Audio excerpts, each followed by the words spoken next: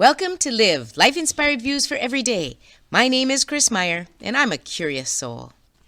Last night, I dreamed I was talking with a friend. We parted, and I said, "I love you." Then we asked each other, why don't people say that more often? So we said it over and over several times. Well, that was my dream. But I knew I had to write about it.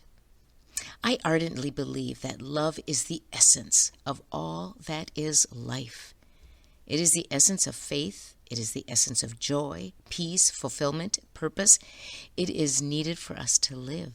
It is part of our soul. Children who are given food and shelter but denied love can die.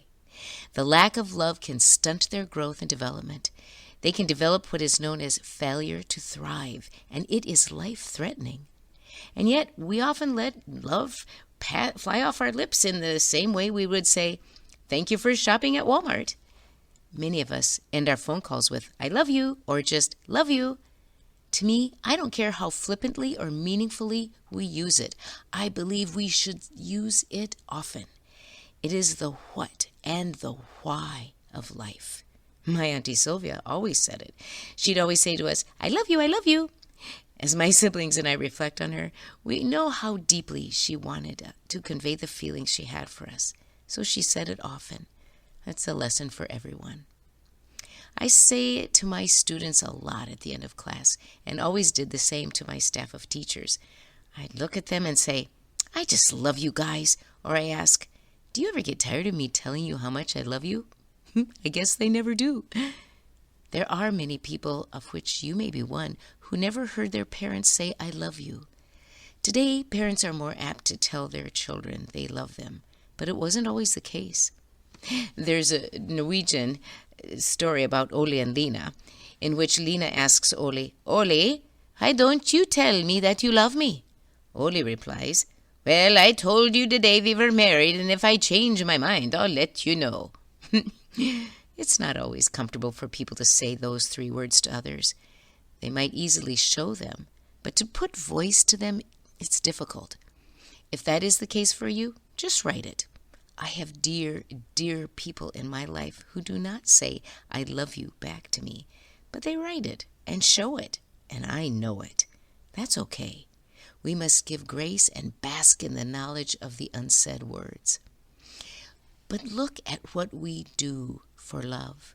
Look at what we risk for love. Look at how we endure, put up with, or give up to have love. It has to be one of the most powerful forces in the entire universe. If God is love in any religion, then it is all we need. John Blanchard sat on a park bench in New York City's Grand Central Station waiting for a woman whose face he did not know but whose heart he loved. It started about 18 months before. He was reading a book in a Florida library, and it was an interesting book, but what was most interesting were the words that someone had written in the margins, and he wanted to find that person. In the front flap of the book was a name, Hollis Manel, New York City. He had to find her, so he did some searching and discovered her address and wrote her a letter asking if she would be willing to write to him as he was being shipped off to fight in World War II the next day. And she did. Over the next months, a wonderful friendship began to form as they shared ideas and thoughts. But then it moved into a romance when they started sharing feelings. However, every time he asked if she would send a picture of herself, she refused and said, "If you really cared, it shouldn't matter what I look like." And so now, 18 months later, they decided to meet at this particular park bench in New York City's Grand Central Station at 7 o'clock. She said he should bring the book that they both knew so that she would recognize who he was. And she said she would put a rose in her lapel so that he would recognize who she was. So now he waited for this woman whose face he did not know, but whose heart he loved. As he was sitting there, all of a sudden, a beautiful woman wearing a mint green suit came in his direction. She was gorgeous, tall, slender, with golden curls around her face. He was drawn to her like a magnet. Not noticing there was no rose in her lapel, he stood and walked in her direction. As she passed him by, she said, "Going my way, sailor?" And at that moment, John Blanchard saw Hollis Manel standing directly behind her.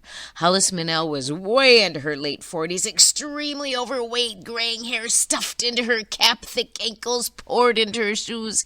Oh, his heart was torn with a desire to follow this woman he was so strangely attracted to, or to follow his heart.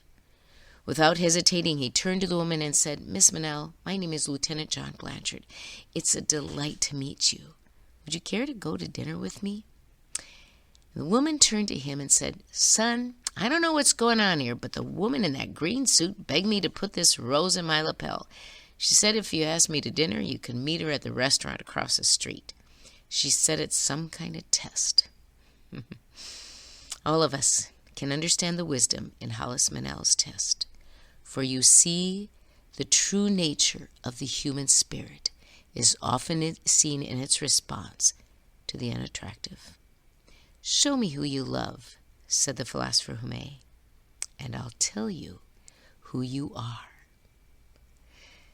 This week, on your bathroom mirror, write, "Do and be love." That is why we are here.